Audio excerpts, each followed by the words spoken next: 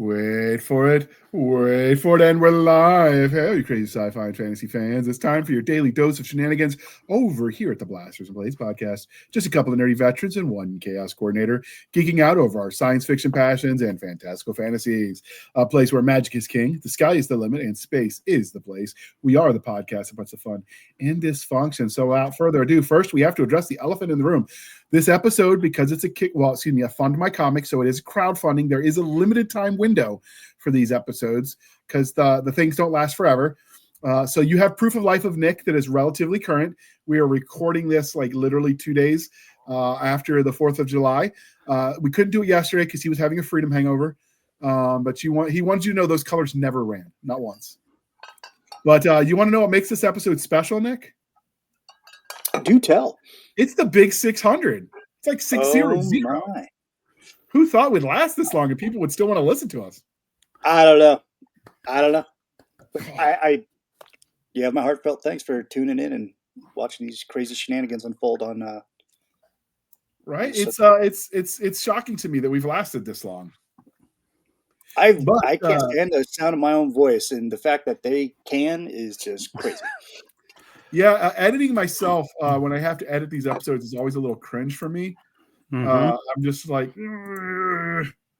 but you got to. I sound like that. That's horrible, right? And then I hear other people. I'm like, dude, why aren't they narrating audiobooks? I'd listen to them. I hear my own voice, and I'm like, not so much. Yeah, I always think about it where, like, you know, when I hear myself through my ears, I sound like Darth Maul, and then I'm talking about comics this way. And then, like, when I hear recording, it's like, well, today on the Muppet Show, we're going to talk about comics. Waka. It's like the thing where you get older and you look at yourself in the mirror and you're like, wait, who's that freaking old guy? Yeah. Because in my head, I'm still 21 and kicking doors. And so if you hear any noise, dear listener, I will apologize. As you know, we had to rehome for health reasons, the Elvis years ago, but we finally got my special needs son at a point where it's safe to have a dog. And then we found a breeder that has autistic kids himself that are farther along the spectrum than mine. And so the kid was basically like genetically predispositioned to tolerate the shenanigans on account of it's just what he grew up in when he was first born and his parentage, etc.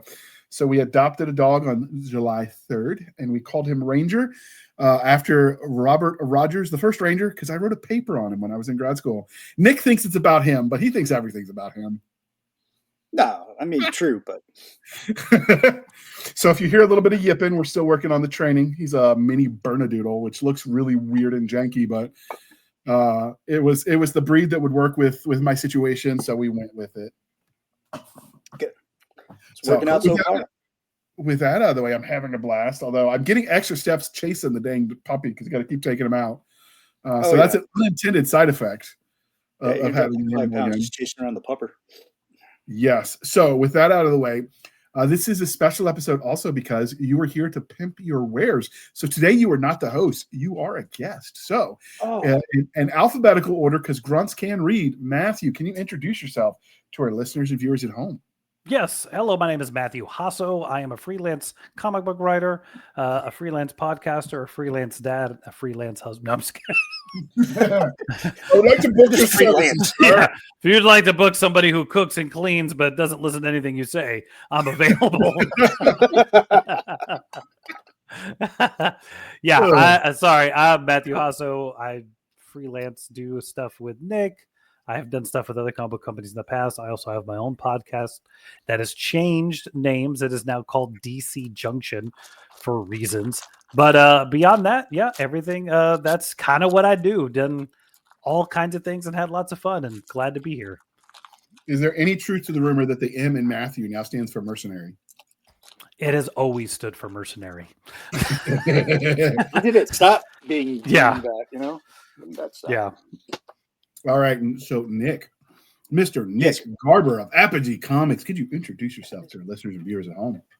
Like you said, I'm Nick Garber of Apogee Comics. I'm one of the founders. I'm also the CEO and president. I'm also an artist, and I wrangle and convince people like Matthew here to come and play in the sandbox and have create these stories for us.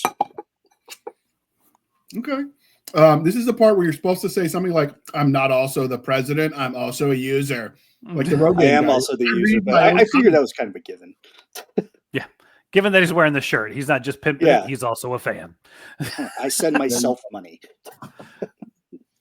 So does Stabby take that before the IRS or after when you pay yourself? Oh, it's pre-taxed, yeah.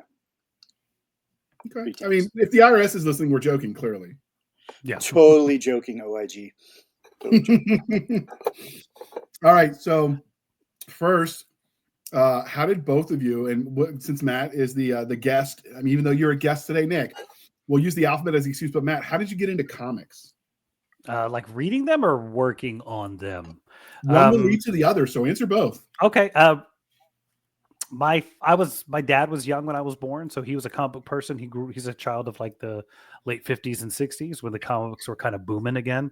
So when I was a kid, he just always had them for me. And that kind of led me into reading them. And then as I got older, kind of picking my own stuff. I think I'm older than the both of you, so I grew up with like Super Friends and all that kind of stuff. So it's kind of weird to say, yeah. I remember the Super Friends. I was there.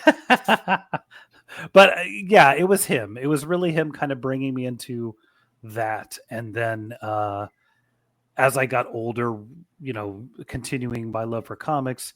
And then there was actually, I don't know if I ever told this story. There was a friend of my dad's had a son named Chris, who was a couple years older than me. And one time he came to visit and he brought me Thor 368, which is the cover where Balder and Thor are fighting. And it began a love of Thor and got me kind of back into comics beyond Transformers and G.I. Joe. And that was probably 84-ish that it really kind of got me into reading comics beyond the comics based on the toys I was playing with. And then it just kind of continued from there. Of course, Batman, one of my favorites all time from as a kid, but it was soon after that discovering Nightwing. And that really kind of got me like, oh, there's more than just Batman and Robin. And yeah, I think I just kind of kept collecting them. And then I've just pretty much, as far as finances have allowed, I've always collected comic books. And then he's not saying he's old with that intro, but he just wants you to know when the moon landing happened, he was already making comic books for Buzz Aldrin. Exactly. But how did you transition that from being a fan of them, like you described, into like writing them yourself? Kind of on the side. As a kid, I always thought I was going to be a book author, so I was always writing short stories and writing stuff. And it wasn't until maybe I'm guessing maybe when I'm 6th or 7th grade, when I'm in that middle school era, maybe that time frame where the idea of like, wait, somebody writes these. And it really kind of got the idea of just creating my own stuff. And then probably, so that's like 6th, 7th, and then junior year-ish, sophomore year is when Image hits. So not only does the idea of being a comic writer, but like, wow, you could actually make money and do it the way you want to. You don't have to work for Marvel or DC. And me and another buddy from high school, we decided he was going to be the artist, I was going to be the writer. And then it just kind of became this over serious thing that we did for the next several years. And that's kind of how it happened. And then I spent a lot of my early 20s trying to break into the business, kind of. And then it wasn't until I guess my 40s that I came back to it. I always kind of played with the idea. I was so close so many times to doing it. I had a buddy, he's in some comics, and there was like 3 other times where like, hey, you write this, I'll draw it. And I would write the scripts, and then something would happen and he would disappear or he had to move. So I always got really close to it and it just never happened. And then, yeah, I guess about 3 years ago, after I had tried to quote unquote self-publish, I decided I saw this one comic company that was looking for all kinds of talent, and I submitted some scripts, they hired me, and then it was just like a weird floodgate. Once that I got that job with Grunt Comics to do some freelance writing, like within weeks, Nick reached out to me. And then within weeks, another guy reached out to me. And it was this weird kind of just like, before I knew it, I was working for like 4 or 5 different comic companies doing scripts. And it was insane. But yeah, so follow your dreams, you will succeed. So is it true that the pinnacle of your career will get to be when you make the comics for the bubblegum that they sell at baseball fields? I don't like baseball, so no. How are you even American? It's like the national anthem. I went to a baseball game once and fell asleep in the stands. My wife never lets me forget about it. Yeah, you're not going to live that one down. Who was playing? Do you even remember? Yeah, the Astros, but this was like 15, 16 years ago when they sucked. So we had like this like third row off the third base. So like you could see everything and nothing was happening. I think the stands may have been 30% full. It was in there. Maybe the players were taking a nap too. That's all. I don't know. It was weird. And yeah, I remember I fell asleep and she's like, "You're falling asleep at baseball. What's wrong with you?" I'm like, sounds like your wife is a true American. Yes, she is. That definitely doesn't happen in hockey games. Yeah. Well, there's too many teeth flying around in hockey games for that to happen. True. You gotta be able to juke right and left just to dodge that flying customer. So Nick, first off, how'd you fall in love with comics? And then how did you translate that into making them? It really boils down to like when I was born, my dad painted a mural right by the crib, and it had Batman and Superman, Shazam, and Spider-Man. So your dad's an artist too. Yeah, and so was my grandfather. They just never really pursued it. Okay. It was just something that they just knew how to do. And I tried to get my dad to do it, and he's like, "Nah, it's been like 40 years or 50 years since I've done a doodle." And I'm like, "That's funny, Dad, because I'm approaching 50, so I'm kind of seeing the reason why you're not drawing anymore." But so that was kind of the little seed that got planted, because I was just, you're a baby, you can't do nothing but stare at this stuff. And then I got really sick. I want to say I was like 6 or 7. I got a really bad case of the flu, and it was during the winter. And my dad worked construction, so like when the rains come, it would kind of put him out of work for a little bit. And he went to Long's Drugs, which was the store right down the street, and he pulled like all the books out of the spinner rack. All got one of each. And he just drops them off, and right on top is Daredevil number 182. The cover has got him like jumping, and Mephisto's behind him, and it's like there's all these flames, and it's like I just fell in love with that cover. And I've read that book so many damn times, I had to go and buy another one with my allowance, because it was literally falling apart. I'd read it so many times, or was had it open, and I was drawing off of it. So that's kind of what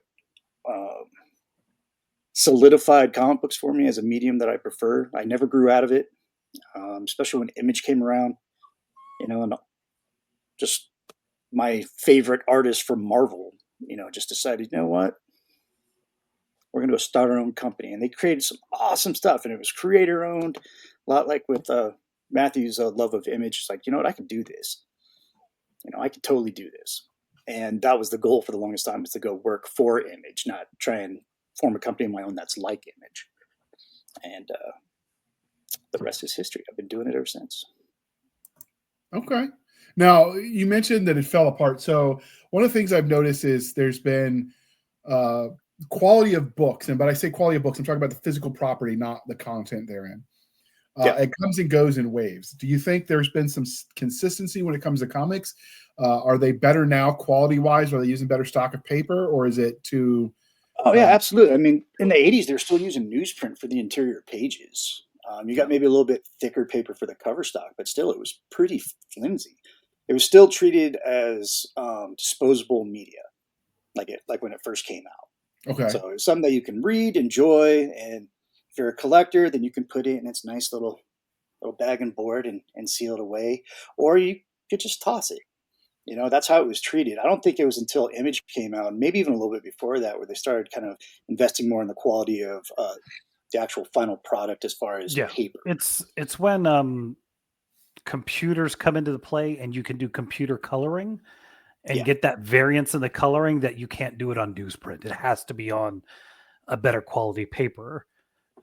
From my memory of how that works. So now all comics have to be on better grade paper because you have to have, if you want, you know, because it was just like his shirt is red and this black shading. And then when they started doing like, well, red, dark red, light red for highlights, that couldn't be done on the newsprint. So they had to upgrade the paper style. And then also, you know, money. Money, yeah. So that's now everything's in like this 60-pound weighted paper, and it's like UV coated, and you know, so it's a lot better and it holds up better. So if you're ever at a time when disposable media is coming around into popularity, I'm just saying maybe buy an extra one of the things you think are going to stick around and shelve it undamaged. And in a couple of years, you might send your kids to college. Maybe. I started buying 2 of them after that issue of Daredevil literally fell apart in my hands, and I had to go buy a new one. So anytime I was buying comics after that, I'd buy one for the bin and one for me. So one for my long box, and then there was one that I could just read. Yeah, I always used to say, like, if you buy a comic and it says collector's edition, it ain't gonna be worth nothing. Yeah, nobody knows it's a collector's edition beforehand. It's the rarity of the old stuff because, as Nick said, no one knew I should keep this. So that's why they're so valuable, is that they don't exist. Whereas X-Men #1 by Jim Lee and Chris Claremont sold 7 million copies. 8.2 million. Yeah. So yeah, sure, it's a collector's item, but everybody bought it. No one's gonna buy yours. And if you look closely behind me, it's on the wall. It's in a coffin, and it's signed by Jim Lee, Scott Williams, and Chris Claremont. So the trick is one is 10 years you've got to wait till everyone's copy gets damaged or lost, so there's less of them in the world. And 2, yours has to be in pristine condition when everyone else's is crap. Yep, kind of, yeah. And that's what does it. So you got to have the waiting. You're right. If they're calling it a collector's edition, chances are they're trying to ride a wave, and it probably won't be something collectible. Well, and sometimes it's something as simple as, like, I had one book that I bought, not even thinking about it. It was New 52. When New 52 started, I bought everything, Batman, Nightwing. I was all in. And then after about 4 years, I just gave them away to this new comic store because I was like, I don't want to carry these, whatever. And the one guy was like, hey, you know, you have Batman #1 in here, right? I'm like, yeah, I don't care, whatever. And they sold it for like $55 because it was the first time Scott Snyder had written Batman. And like, you don't even think about that. Like, he's the writer of Batman 4 years later. He writes everything, but this was the first issue he had ever written. So it skyrocketed in value. But if you don't know that, or you're not paying attention, or nobody else cares, because that's the thing too, is like, you may have a comic book worth $80, but if nobody else wants to buy it, you're just sitting on a comic book. Yeah. It's technically worth this much. But. Well, I mean, that's why the internet makes it a little bit more viable now than it used to be as far as that goes. But then again, I remember when everyone thought those dang Beanie Babies were going to be worth a fortune. And then every housewife in like suburban America bought dozens and dozens. And then it's like, you couldn't give those things away to the Salvation Army after a while. I always remember that. We bought them all. I remember that, where it's the picture of the people who got divorced and they're like on the courtroom floor, like separating the Beanie Babies. Like, I get this one, you get that one. It was going to be worth something, and of course it wasn't. Whoever came up with this is going to be worth something craze, like that marketing person is a genius and deserved a raise. Oh, the most random things happen too. Like my son, he was really into that Imaginext toy line. Yeah, the little action figures, really cool. And it was Nightwing and Deathstroke 2-pack. And it was going for $80 on eBay because it was a Target exclusive. And I'm like, it's an $8 kid's toy. Why is this a collector's item? And it was insane how many of those things became collector's items because they were rare. And it's like adults with too much time on their hands bought for nostalgia. Yeah. It's in somebody's mother's basement on a wall covered in a fine layer of Cheeto dust by now. I may have one signed by Christopher Priest, but the point is, it's weird that people do that. Yours is not covered by Cheeto dust, so we're good. No, should be fine. Should be fine. So, yeah, it's weird what catches the zeitgeist, and that's one of the other things is when we think about classics of literature, what that really means is it wasn't highbrow at the time. It was what was popular enough that there were enough copies that stuck around. Yeah. And that's kind of hard to predict. And comics are even harder because you just like if you get too much in the now with the comic as far as what's going on in the world, you'll age it so quickly that it might not have the staying power you would think it would. Yeah. If you put too much pop culture into it, I would imagine. Oh, I always say, like, I'm at the point now where people say, like, what's the greatest Batman story of all time? And I'm like, not The Dark Knight Returns. That's a hard read now because it's all 80s pop culture jargon and references. And I'm like, yeah, and it's also been done to death in so many different ways. It's like, this doesn't have the same gravitas it did 25, 30 years ago because we all know the story now. It's not as cool or interesting. That's one of the things that takes skill. Like we'll look at have you read Starship Troopers by Handley, the actual book, not the show? No. If you read the book, he designs this mech armor that they're wearing. And if you replace the everything's nuclear powered. If you replace that with modern power sources, it holds up to what we think we could potentially build. Yeah. I mean, it's not surprising when you consider Heinlein went to the Naval Academy, and no matter what your degree is there, it's an engineering degree. Even their history majors have bachelors of engineering in history, which is just weird to think about as a liberal arts major. But yeah, it's crazy how others that were written in the same contemporary to him, the stuff, their understanding of things, it just aged badly. Yeah. So it's one of those things with pop culture. It's you got to make it so it can be timeless. Oh, hey, look, as much as I love RoboCop being the future is hilarious with all the tube TVs now. Yeah. I'd buy that for $1. And I will say that other than, reanimating a corpse, some of what they did in the 80s as future tech, we could probably do. Oh, yeah. No, with 3D printers, people are now making that little holster thing that comes out of the leg and everything. I have that file. Look behind me, man. Everything I ever wanted since I was a kid, I can now make. Yeah. Can you make me a Mighty Orbots? So okay. If I could find there's not gonna be a commercial for this episode because Nick has graciously sponsored the episode on his own podcast. So basically he paid himself, but he won't spend it all in one place. He promises you that.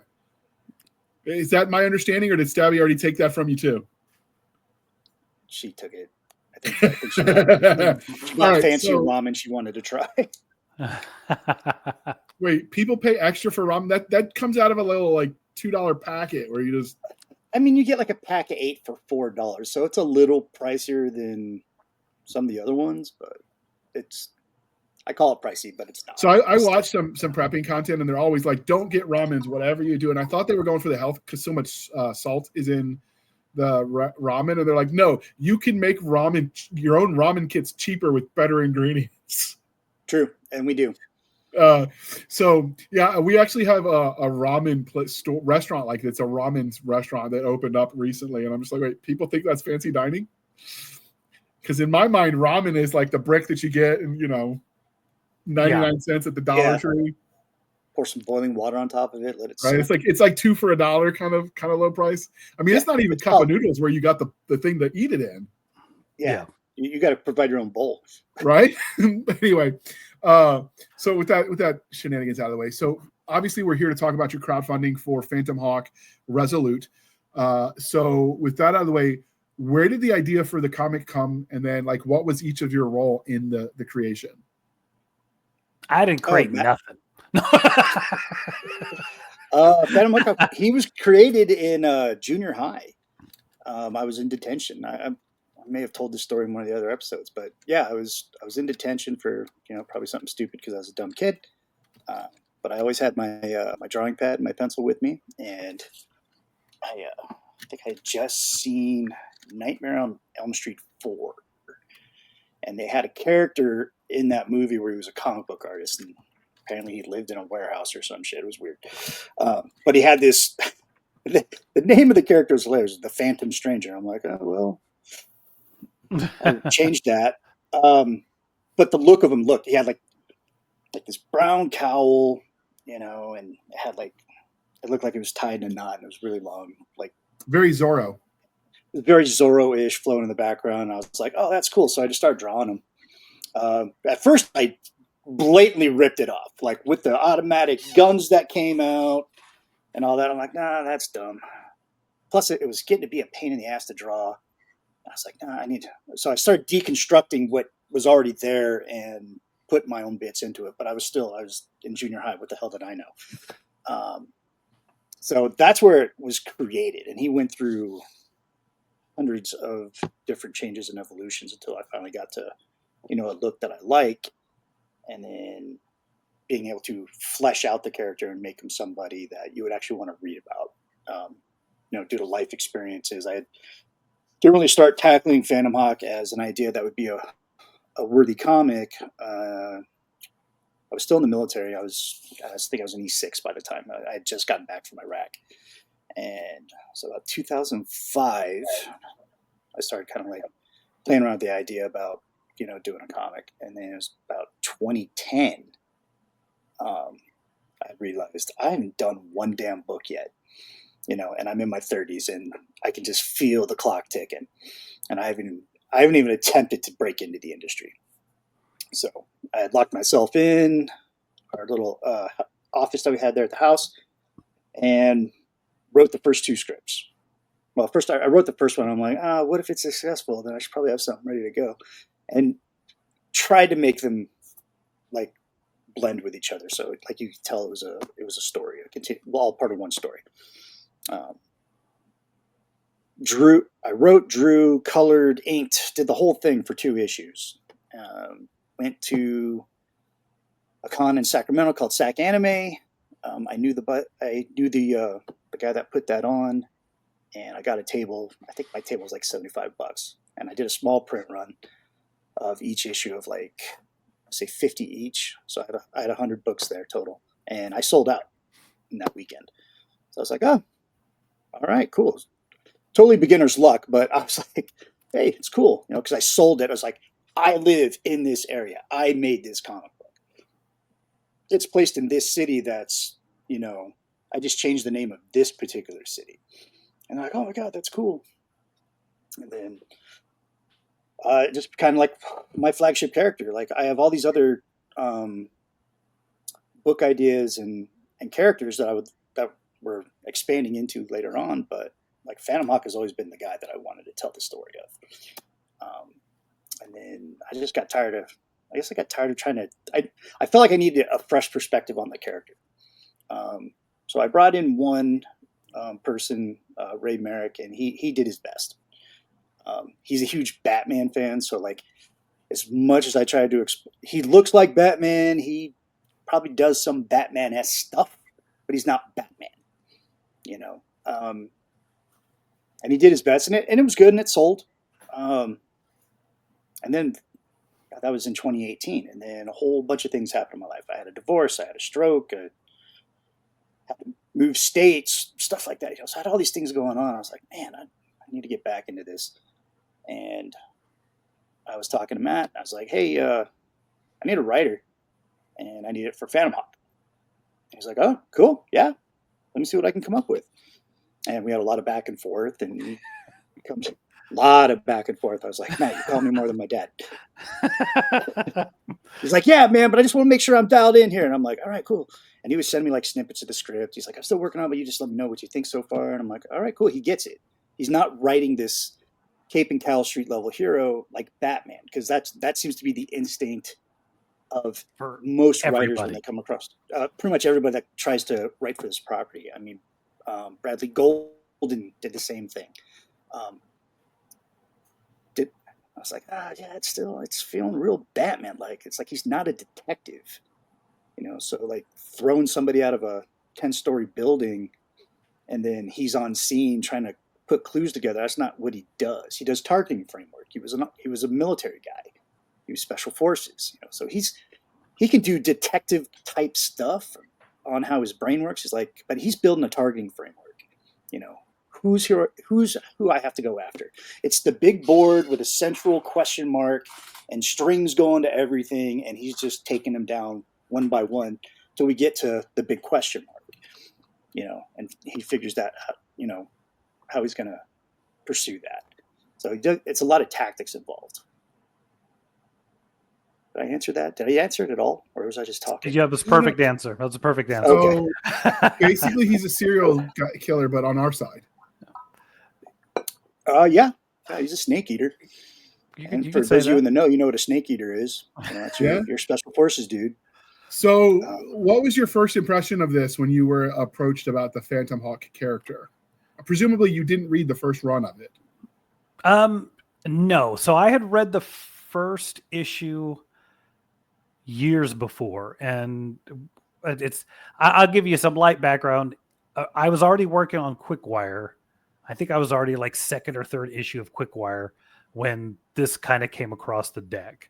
And what it was is that I had been the story editor over at Grok, kind of more of a behind the scenes job, just making sure all these scripts that were being submitted, because once, and Nick will, agree with this, it's like once you open the gate of like, we're looking for talent, everybody and their mom will submit.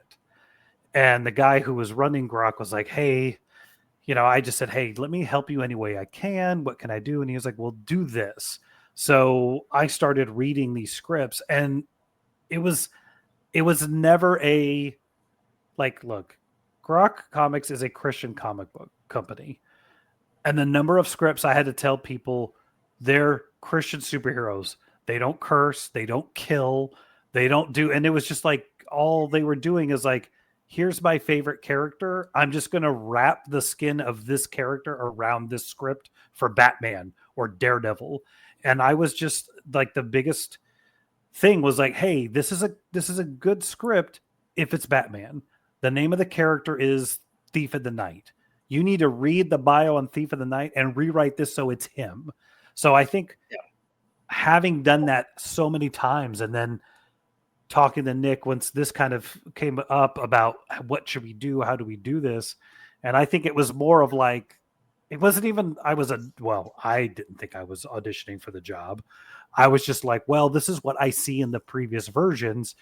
It doesn't need to be that. He's not Batman. Don't make it Batman. Do something different. And it was kind of funny because I had also written a different character for Grok that the same thing had happened, is everything I had written about him was just like Batman. And I was like, no, do something different. So I wrote on that character and made him like so not Batman. It turned kind of cool. But then all those ideas I wish I would have had available for Phantom Hawk. Because then it was like, okay, what is a third that's Batman, that's not Batman thing I can do? And but it was just kind of saying more of like, don't make him Batman. If he's really a soldier, make it more tactical. Get away from these things. And then it was just literally one day going like, Nick, are you just trying to get me to write this? Now it's like, if you want to. And then I think once we kind of talked about it, he is correct.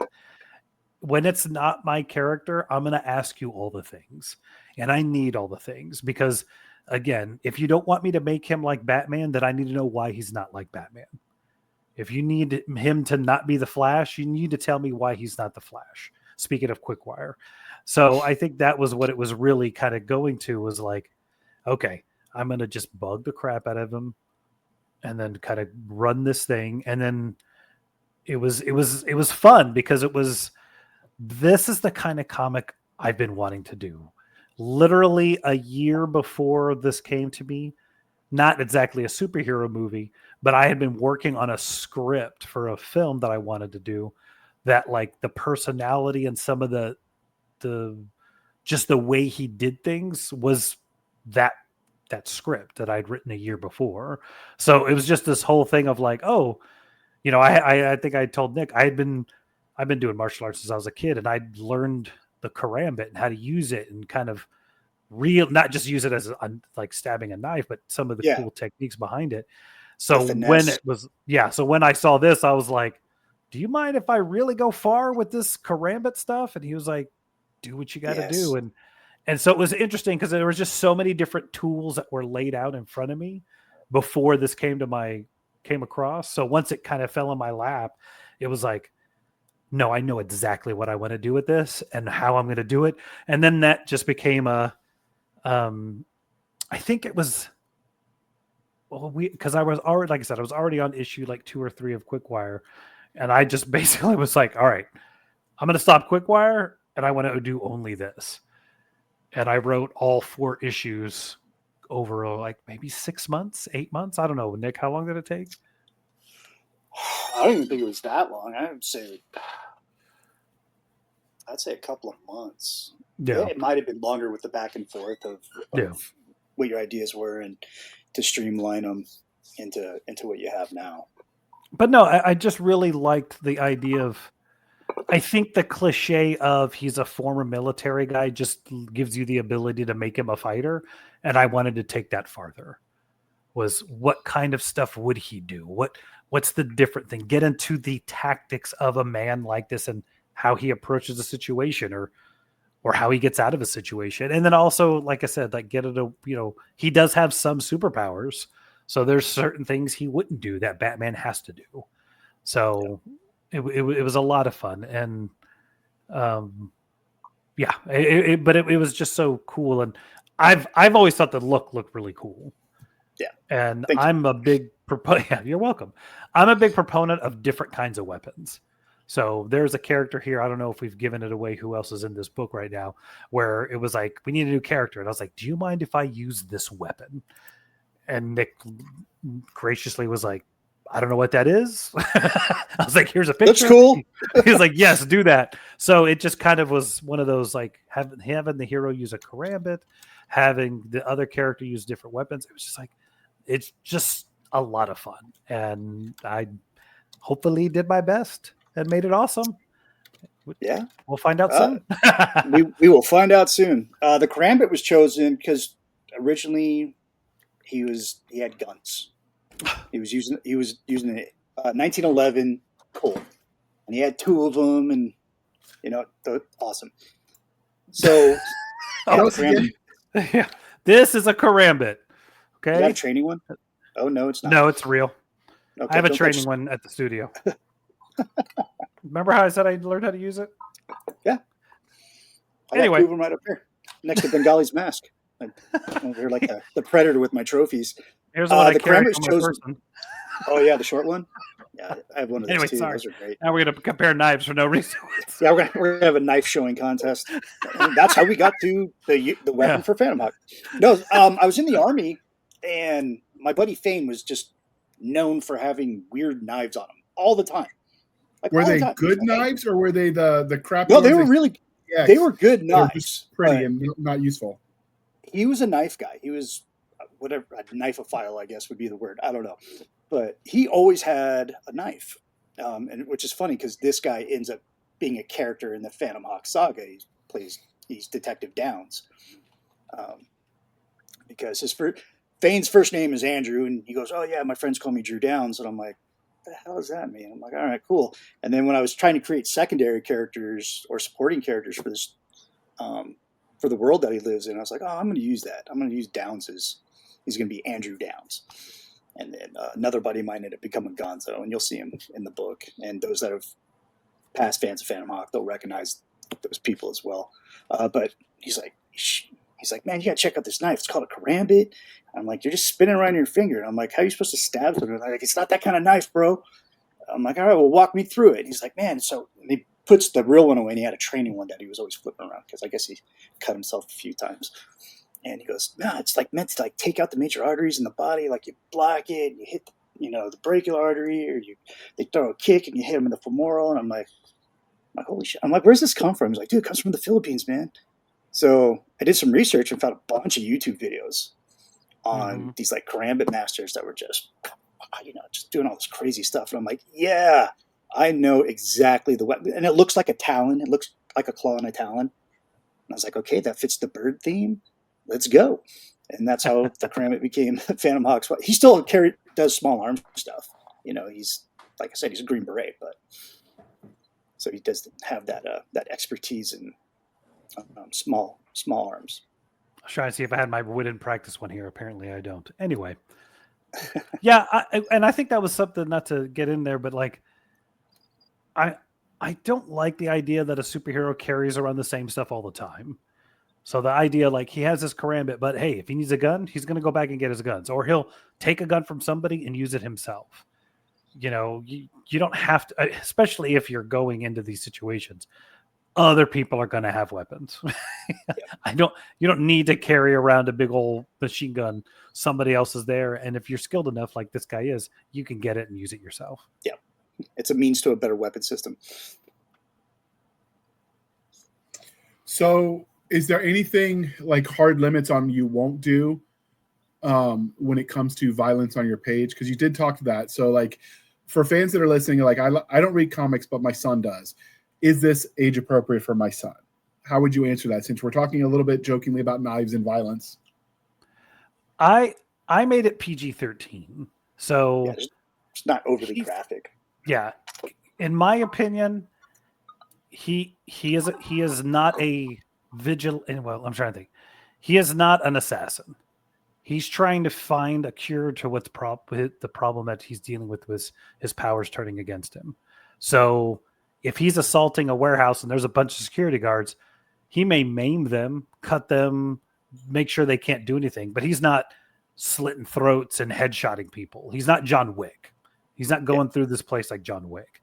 He's disabling people incredibly. but like the only person he does kill is trying to kill him, and then twisting turn, and we will get into that later. But yeah, it's not a ultra violent. It's yeah, I think it's a PG-13 ish. If we had red blood going everywhere, it'd probably be more R. But no, he's not a straight up murderer, I guess is the thing. No. Well, I've always looked at him as like he's one way or the other you're going to get out of his way. He's a man on mission. He's focused. He's determined. He's living the Army values and all that kind of stuff. But he's definitely living the creed of a special operator. It's like, I have a job to do. If you're in my way, one way or the other, you're getting out of my way. And I think Matt did a really good job of encapsulating that with the character throughout the 4-issue arc. So with you said the language basically is PG-13 because you don't color the blood. Is there still fighting and violence that is shown, or do you like fade to black? No, it's shown. Like you could see him. You don't, like I said, he's not. He's getting stabbed. Other people are getting sliced and stabbed. But again, it's not a bloodbath. That's not the visceral. Point. Yeah, it's not a visceral blood. Like you see him cut somebody out, but you see him just pulling a knife away. It's not like a blood splatter that's going everywhere. And at the end of the fight, he's bloodied all over from all the people he's killed. It's not anything like that. But it is like he is, for lack of a better term, fighting for his life. So he's making sure people go down. It's not just a punching and kicking and knocking people out kind of thing. No, there's some really cool fight sequences in there. A lot of disarming, like armed assailants and turning the weapon system around, gaining control of that after he takes down the attacker. A lot of cool stuff. I have so many pictures of Matt here acting this out in videos, and I'm like, make sure you send that to Bruno because he's going to want to see that. I'm like, that's cool though. And if he's able to draw what you just did, I think we're going to have a lot of action here. That's like really cool stuff. So. Yeah, the video, there was one where I was trying to show him this one disarm. I think I told on a different thing, and he couldn't get it. And I think I had like stuck the rifle on my chest of drawers. And I was like, no, it doesn't make any sense. I was like, hold on. So then I called my son, who's like 12. And I was like, hey, come here, stand on this stool. So I had him stand on this stool so he was my height. And then I had to do the disarm against him. And then Bruno was like, oh, I got it. I see what you're doing. And then he was able to draw it. So, yeah, ever so often, because it's really hard to describe Matt got into it. He had a cowl and a cape and gloves and. Not for this. I already own those things from cosplay. But he had them.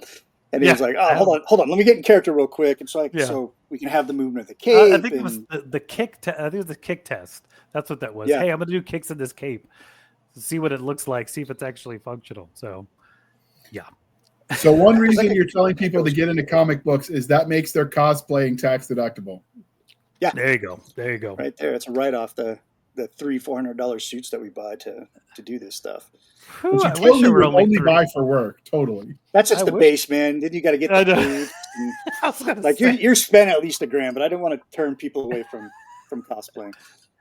You know, if you you could get a decent suit for $400, but if you care, it's $1,000. If you care, it's the difference between leather and pleather. Yeah. So okay, so we've got violence, we've got a plot. This is a crowdfunding, and so how is a Fund My Comic different from people that are used to Kickstarter? And then we'll go from there. Okay, as a creator, Fund My Comic only takes 1% of what you bring in. Where Kickstarter will take anywhere between, I want to say 7 and 10. Yeah. So you get more money. The creator that's actually producing this product gets more money to fund the project. We decided to go with a take it all option as opposed to the, I forget how they word it, where if it doesn't fund, then the project dies. But since we've been working on this book for about a year, over a year, like May of 2024 is when we started putting this together and when we hired Bruno to do the art. Because Facebook memories like, hey, remember this? And I'm like, oh man, that was a year ago? Damn. Yeah. Time flies. But so we're going with the take it all. And since the book's already done and we've paid a lot out of pocket, whoever backs this project, they're going to get the book. So you don't have to wait to see if it funds, what comes in, comes in, and we'll make it work. Yeah. This is a reimbursement campaign. This is not a help us make this thing. It's done. Yeah, it's done. Like this is happening. It's coming out one way or the other. But yeah, it's really a reimbursement campaign, and I'm not even ashamed to say that because a lot of creators, Matt's put his own money into this project, which I'm eternally grateful for. He didn't have to do that. Hopefully it does really well so I can eventually pay him so he can eat. So that's what you're really helping me do. It's the Matthew Jasso Feed 'em Fund. Not Freedom Fund, the Feed 'em Fund. Yeah. Because as long as he keeps getting paid, he'll keep making His wife definitely says he needs to eat another hamburger or 10. Yeah. Like I'm going to get him if this does really well, I'll get a subscription to Omaha Steaks for a year or something. Just get me the t-shirt. That's all I ask. What size are you? What are you, medium? No, I'm a large. Large? A Largo? Yeah, I can take care of that. You're definitely getting a t-shirt, bud. I'm not saying he's old, but he remembers when Husky was a size. Yeah, exactly. I do too. I remember my mom didn't want to. I was in that really weird in-between age of where like my jeans were still kind of the kids' jeans, but I could get into like the younger adult jeans. And she didn't want to pay that money. So she would just throw me in the kids' jeans under Husky. Yeah. I'm like, but that's the fat kid size, Mom. It's like, I'm not spending an extra $15 for a pair of jeans that you're going to mess up anyway. I'm like, that says Husky. She's not wrong. No one's going to know. Yeah. My son is at that point where he's now, everything is not a kid. Even though he's 13 now, he's at the size where it's like, nope, now we're just buying you adult stuff. This will be fun. And expensive. Wait till they're eating adult-sized portions. Oh, he does that. This kid will not stop freaking eating. When I was at boot camp, we had the one drill sergeant who was like, all you privates ever do is eat, sleep, shit, and use up all my goddamn toilet paper. I relate to that man so much more now that I'm a dad. And I've caught myself saying that to my kids. Oh, yeah. Ooh. No, my son ate. We went out one night. There's a place called Backdoor Pizza. It's the most amazing pizza ever. And they have all kinds of other stuff as well. And my son didn't want pizza, so he got one of their full pound of beef double hamburgers. My Lord. It was a full pound of beef, 2 beef patties, bacon, double cheese, the whole nine. He eats it, and he had some pizza after that. That's where my boy is. And we all gained 10 pounds just thinking about it. Oh, that burger looked delicious too, bro. So I was tempted. So with Kickstarter that people are used to, there's generally like there's the base level, you know, you get the product, and then there are add-ons. Does that happen on Fund My Comic? You can put add-ons on there, yes. Do you have add-ons on this campaign? I kind of wanted to avoid that. I put in everything I thought fit the theme of the book. So we have a unit patch. We have the designated unit insignia for the Phantom Warrior project. I put in a special Fund My Comic cover. Like, so anything that I used to do on Kickstarter as like a stretch goal, as an incentive, I'm like, you know what? I don't need to do that. I think we'll just throw that on there and just give it a wide variety for people to pick. Not to say that there's not stretch goals planned and in mind. And I'm not going to give any away. So you're going to have to, you guys are going to have to come together. And we got to get to the stretch first. And we're only at 31% with like 34 days left. So, yeah. Well, and not to be weird too, is like, there's also that just because we did it here, doesn't mean we can't go somewhere else after this. True. I mean, you know, we can do this because there is I think the back and forth with, it's like anything. The one thing that's popular is easier to use because everybody knows it exists. But everybody knowing it exists means that it costs more. So for now, crowdfunding, get what we can, and then nothing says we can't do another Kickstarter a month later, or, you know, Kickstarter, yeah. Yeah, actually on Kickstarter, if we wanted to do. I mean, who knows? We can go back and forth, or hey, I mean, it just depends. I am not the decision maker, but I know that, like, I've seen other companies do that before, where they'll like Fund My Comic, cool. Then they wait a month. Here's the Kickstarter. Then they wait a month. Here's the Indiegogo or whatever the other ones, and they just 4 or 5 months go down the way because there are people who are loyal to those different things. Yeah. So and the Kickstarter, the Apogee Kickstarters have a huge fan base for an indie. I consider it huge. Each one of those Kickstarters for an Apogee book would pull in at least $5,000. So, yeah. Fund My Comic is fairly new. I'm doing my part to help my friend Luke Stone, who created it, get more attention to it. There are some heavy hitters in the comic book industry that are doing their own projects and funding them through Fund My Comic. And the incentives are great. You know, we're only going to charge you 1%. Okay, that's awesome. Yeah. That's more money in the company's pocket to create these books. So basically, this was created by someone who's like, it's like when an author makes author services, they kind of know what you need.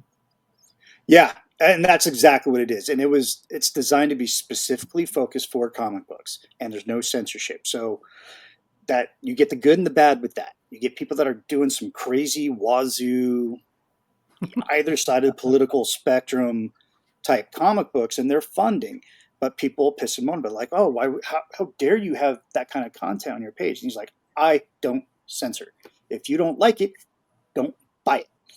It's that simple. And I think that's something that society's lost. If you don't like something, don't participate. Don't buy it. You know, you vote with your wallet. So I'm a traditional comic book dude. I like capes and cows. I like street level heroes. I like a little bit of violence. I like a unique and creative story that's going to keep me coming back for more. The majority of Fund My Comic is filled with that type of stuff. So don't get hung up on that there's fringe books on either side of the political spectrum, like, because just do what you should do. And they are everywhere. We are definitely not one of those. You know, we're trying to have fun and we're trying to entertain, and that's really the most important thing. You pick up this book and you read it for 24 pages and you're like, hey, I can't wait till the next issue. Then we have done our jobs. And I just want you to know, we here at the Blasters and Blades, we will not fringe shame you. If you like fringe things, we won't judge you.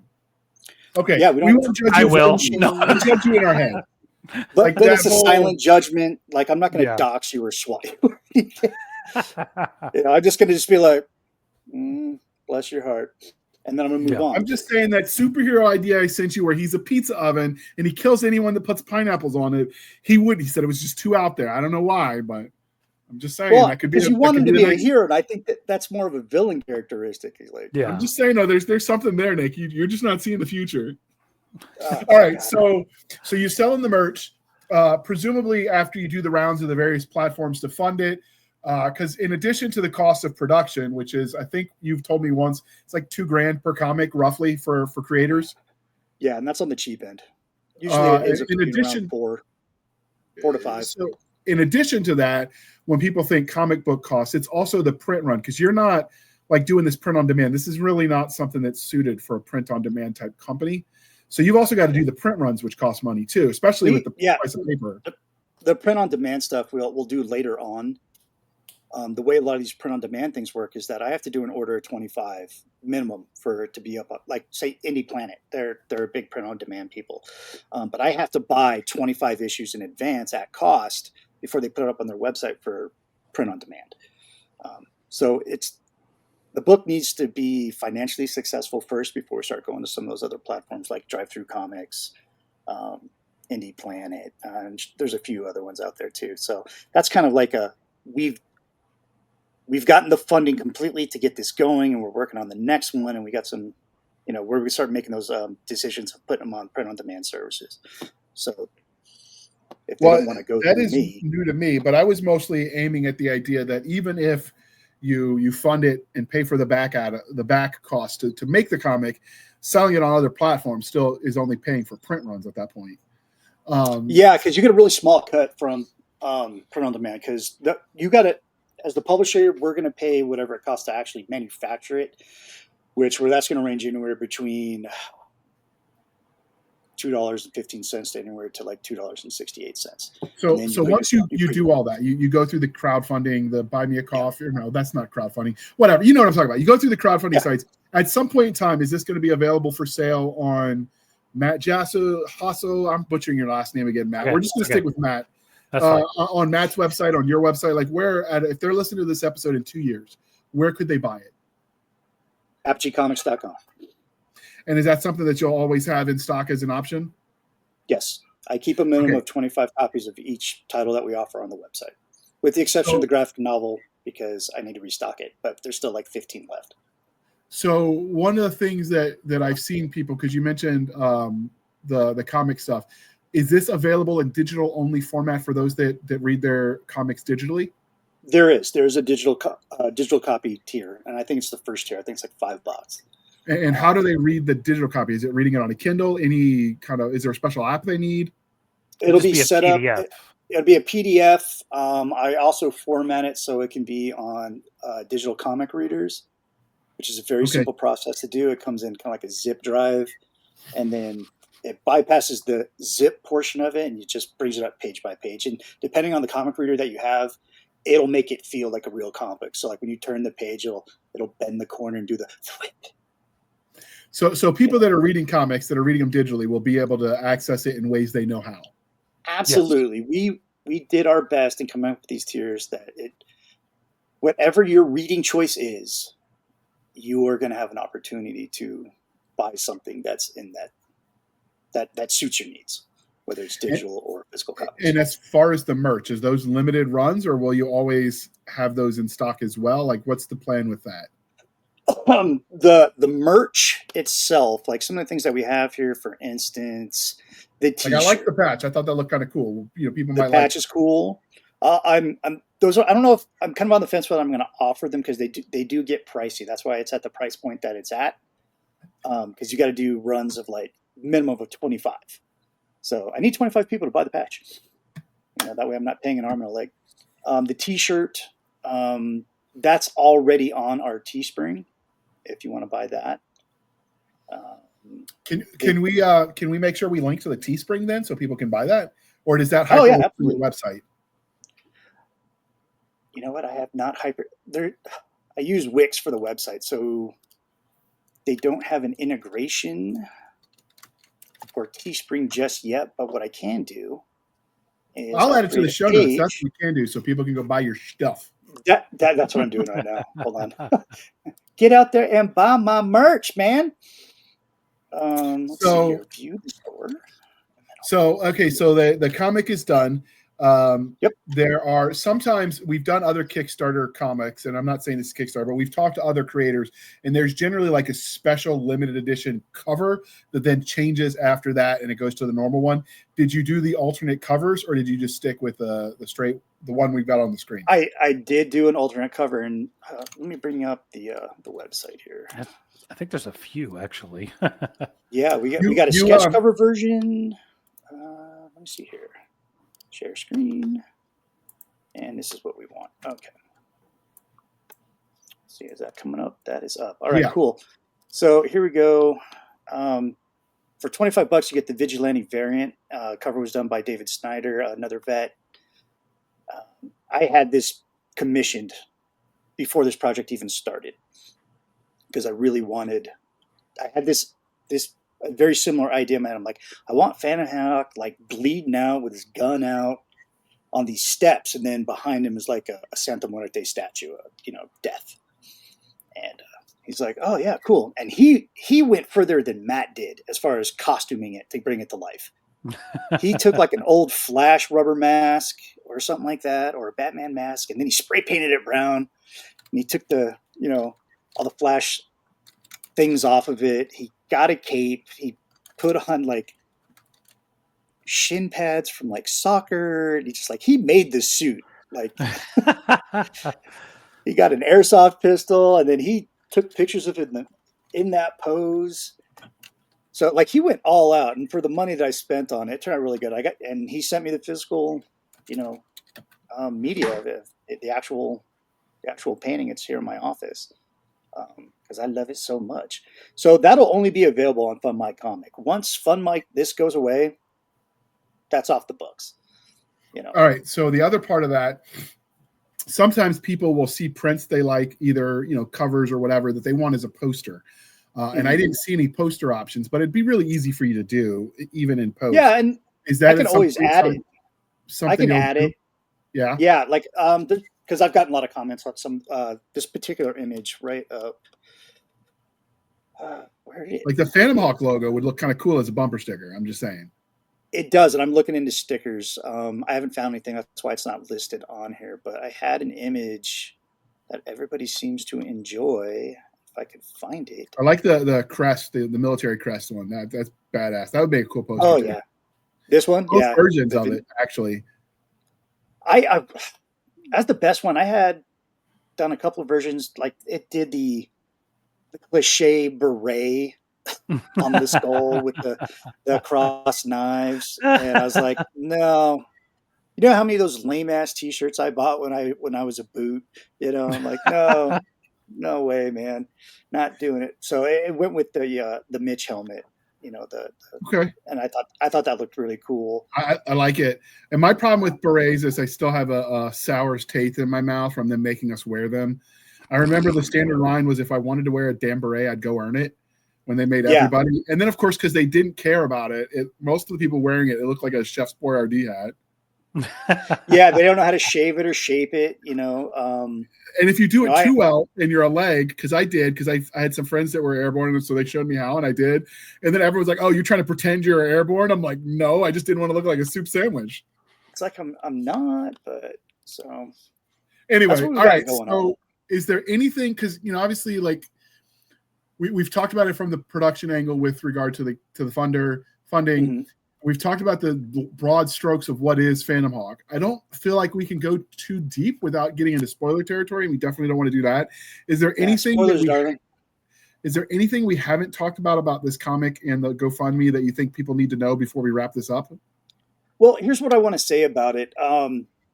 This is a continuation, and it's not a full-blown reboot. It is going to have elements from Volume 1 if you were lucky enough to catch it, because I'll never re-release it because it's not canon anymore. But there was a lot of things that I think were never explained in the first arc that I really wanted the audience to read about to better understand this character. And when I told Matthew that, he's like, all right, give me 2 weeks. And he comes back 2 weeks later and like, all right, here's what I got. And I'm like, okay, this is great. We're going to have some flashbacks going on. We're really expanding the tragedy that is Max Malone, Phantom Hawk, is that he's a man that's lost pretty much everything. And, before he was in the Phantom Warrior Project, and even when he was in the Phantom Warrior Project, he lost one family and lost part of himself to be part of this other family, and then he loses them, or they end up trying to kill him. So the dude's, well, he's resilient. That's the reason why this title Resolute works so well for this arc, because he's showing his resiliency, his resolve, his ability to just be focused. And so you're going to see some older themes, but they're going to be told in a new way, which makes it an invigorating story. And you have a new villain that is creepy as hell, especially when we get to a homage to John Carpenter's The Thing. And I'll let you guys figure that out later. And when I read that, I don't know, I think Matthew here didn't understand what a junkie I am for horror movies, and that's one of my favorite horror movies. Like, did you get the Carpenter reference? Did you get the Carpenter reference? And I'm like, it was obvious. It was super obvious for me anyway. And I was like, that was brilliant. I love it. It scared the shit out of me. So, yeah, it was definitely, again, when I'm doing this kind of stuff, give me all the information you have, and I can pick and choose, or I can. There was a lot of cool, like I think the funniest part was when I read the first comic, the other, not the old one, but the previous one. And I think my first note to you was like, let's lose the cops. And you were like, that's not happening. This is why. And then when I went back and read the original 6 or 7 that he did, I was like, oh, I know what this is. And then they were a through line through the whole thing and become even more involved in the later issues. So it's stuff like that where, like, when you come into a project like this, when I don't have any of the back information, and I could talk to Nick all I want, but no matter how old or good or bad or whatever it is, sometimes you just got to go read the other stuff and go, okay, this is what this is supposed to be. This is what we need. Let's pull these colors and put them together.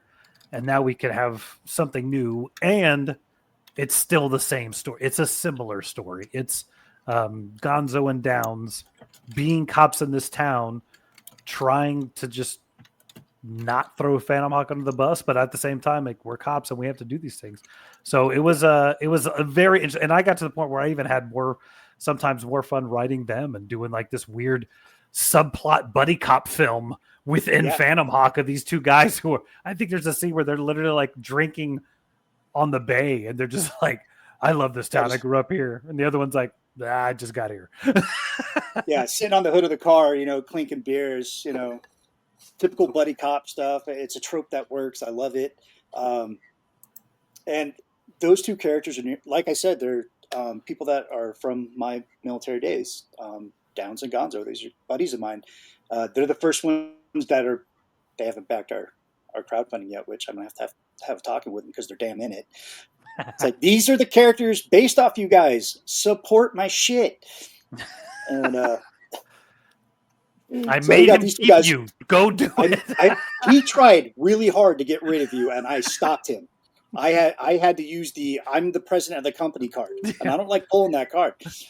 But funny story about those characters, like in the first run, because I think Ray tried to do the same thing when he did his issue. He's like, do we really need these guys? I'm like, yep, it's a line for me. If you can't write these characters, then you don't need to be on the project. Yeah. And then I showed him the original ones, and there was a lot of fans. I got a lot of emails. It's like, hey, when are these guys going to get their own spinoff? I'm like, that's something that had never even occurred to me.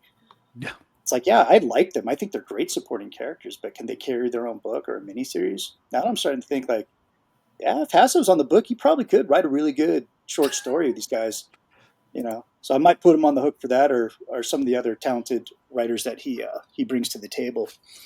So we'll put the kid on it. There we go. All right, and so with that being said, what's next for Apogee Comics and Matt? Quickwire. Quickwire is the next thing that'll be later this year, and then like next month. This is a 4-issue story arc. So issue 2 is already underway. We have other things that are happening that we can't discuss right now. But I mean, I luckily or unluckily, depending on how you do it, I was actually about to step away from comics before the Phantom Hawk thing came. And I say that because literally it was like at the end of this particular year, I'm going to be done writing comics. I'm done. I'm walking away. And then when Phantom Hawk kind of hit, it was like, okay, now I have the ability to spend only time on Phantom Hawk. Well, technically, I haven't written anything new for the past 6 months, so it's time. So it's time to go into the second arc. Yeah, so we're gonna. There's more coming across the board, stuff that we're working on. It's gonna be cool, and I'm looking forward to it. Okay, and is this the only property you're working on for a little bit? That we can talk about. Phantom Hawk and Quickwire are the two things that are happening at Apogee that I'm working on. As far as outside of comics, there is a film project that fell apart that now is kind of resurfaced. But beyond that, no, I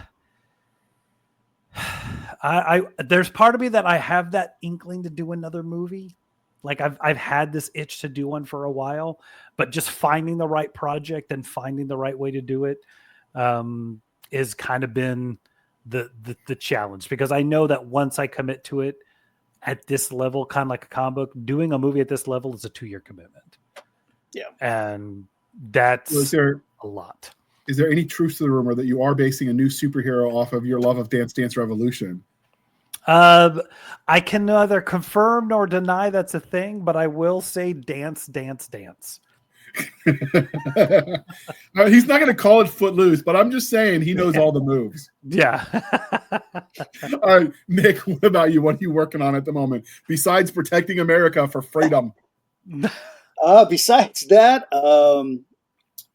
I'm doing most of like corporate administrative type stuff for the company, making sure that these projects are different aspects of these projects are getting completed. We just got the last pages in for Quickwire. So I got a colorist in mind. We're going to get that started colored and lettered.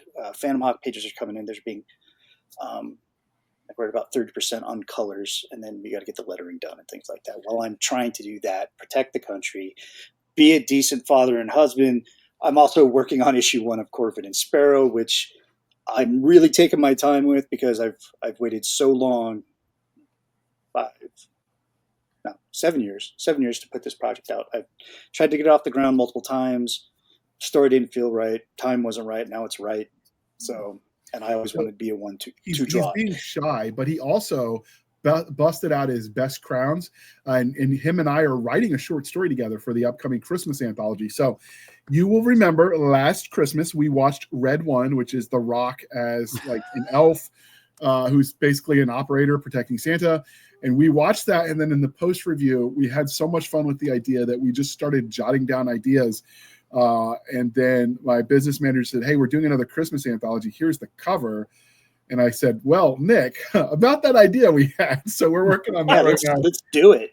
I'm about a quarter of the way through that story. I started it today, and it's due August 1st. So yeah, I gotta get that done. Birthday. Nice. So I can get it to him for his round of editing and edits, and that should be fun as well. I'm just a tactical advisor. Yeah, let me put something. I realize we've gone through all this. We haven't said his name. Bruno Tyler is the guy who's doing the amazing art on Phantom Hawk. He's somebody who I had worked with before, and then when this kind of came around, it was like, hey, if we're going to do it, let's do it new across the board. And I was like, there's this guy. And he has done a stellar job.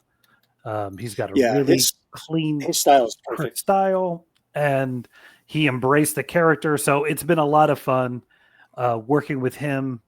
And so I'm just excited for you guys to see what this kid has done. So I'm stoked. And he signed on for all 4 issues, so he's going to be busy. So, Matt, as we bring this to a close, how can listeners and viewers find you on the wild, wild interwebs? Okay, you can find me across all social media at the Jasso Man with a J. Jasso man. Like jalapeno. Twitter, like jalapeno. Twitter, Facebook. Twitter, Instagram, Threads, YouTube, and then you can also see me if you want to hear me. Chat about DC Comics and Batman comics and all things that. I have a podcast called DC Junction that is out in the universe, and we've had a lot of fun over the last year. Kind of as our listenership has quadrupled, it's been a lot of fun thanks to the new Superman movie. So you can check me out there. All right. We didn't do the religion questions because I was saving them for the end. So, Matt, what is your favorite superhero? Nightwing. Nightwing? Look at all the shelves. And Captain America and Batman are my second two. Okay. Do you know who Nightwing is? No, I don't. You probably recognize him like this from the Batman cartoon from the late 90s. Oh, okay. That's Nightwing. The original Robin, Dick Grayson. Yeah, it's Dick Grayson grew up and said, I'm going to be Nightwing. And that's who he is. He's my favorite character of all time. But then right after that, it's Batman, Captain America, Iron Fist, blah, blah, yakety schmaggety. All right. What about you, Nick? And other than your own, obviously, because you're going to like your own stuff. No, Daredevil. Daredevil's always been my go-to superhero. I love the world that he operates in. I love his villains. And then if we're going past that, then, Batman, Moon Knight, Ghost Rider, Punisher, Captain America. Okay. I do not have a favorite superhero, so I will not have. God, you got to get on that, bro. Just say it's Phantom. I like Thor, but is he really a superhero? I mean, he's a freaking god. He's a superhero. He's super. Well, then I guess Thor. He's a comic book superhero. Yeah, there you go. And then with that, since we are recording this in the Freedom Month, America Month, how did you have your beverages for the 4th of July? What were you drinking? I was drinking Crown and Cokes pretty much all day long. Okay. Okay. I was trying to be healthy because my doctor said to get more vitamins, so I had screwdrivers, OJ, and vodka. There you go. You got the vitamin C in there. There you go. There you go. What about you, Nick? What was on your palate for the 4th of July? Well, we did the traditional 4th of July barbecue. So I had brats on the grill. I had some like different flavored sausages, like garlic aioli and jalapeno. One was pineapple. That was actually pretty good. So I was having beers with the wife, with Stabby, and then towards the end of the evening, because I had to work in the morning, I had to switch it up to bourbon. And I almost didn't make it to work on Saturday. All right. And this is the part of the interview, dear listener, where I remind you to please be kind and speak your mind on the reviewing platforms. Your reviews help the right readers find the right books. So do your part, people. It really does make a difference, even on comic books. And with that, we'll ask you the age-old question, Nick. Where do they review comic books? Oh, God, I just had this too. I don't know. If you type in comic book reviews, you'll find a bunch of stuff. You'll find something out there. Bleeding Cool News. I guarantee you, if you start, if you build your own platform to review comics, you might build a thing. I mean, isn't that how? Who is that guy? Fund My Comic started. Yeah, no. Who's the other guy that did? Got really Rippa something. The Rippaverse. Oh yeah, Eric July. Yeah, he started as a comic book reviewer, and he built a following because he was just giving honest reviews about what he thought about the properties that were out there. You can make your own thing. And the cool thing as a book reviewer, I've learned, because I write book reviews for Upstream Reviews, at a certain point in time, people start giving you stuff for free just so you'll review it, and you're still under no obligation to like it. Right. But it helps your budget if you're on a budget. You might start getting your comics gifted to you.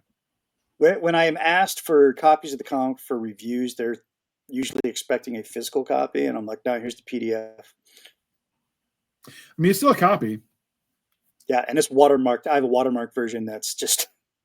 Yeah, I get that. So with that, you can find us, dear listener, on our Linktree, linktr.ee, Linktree/Blasters and Blades podcast. Again, Linktree/Blasters and Blades podcast, where we link to all the things, the BitChutes, the Rumble, the YouTube, the TikTok, the Twitters. We've got our Spotify, our Discord, our Blasters and Blades Facebook group and Facebook page. We have our email, blastersandbladespodcast@gmail.com. Again, blastersandbladespodcast@gmail.com for professional purposes only, people. Save the shenanigans from Stab over there on the Instagram, Twitter, and the email. You can support the show by going to buymeacoffee.com/author J.R. Handley. Again, buymeacoffee.com/author J.R. Handley. Be sure to put in the comment section, comment section that it is for the podcast. You had it right the first time. I promise I will keep my co-hosts duly caffeinated. They will drink that coffee, bring coffee till it pours out of their eyeballs, and we can swim away on a river of Java. I know I've used it before, but I like the visuals so much. We ought to get Nick to draw that comic. With that, I would like to thank you for spending some of your precious time with us. For my crazy co-host, I am J.R. Handley, and this was the Blasters Blaze podcast. We'll be back next week at the same time, where we'll indulge all of our nerd culture, cheesy jokes, and all things that go boom. And because I didn't say that a second ago, link is in the show notes. Code is podcast grunts. You get 10% off. We get that kickback. So that is how you get that discount. We will throw those links in the show notes. And with that, we are going to hit the end button. Please don't cuss yet, Nick. Gee, many crickets. We're a civilized people.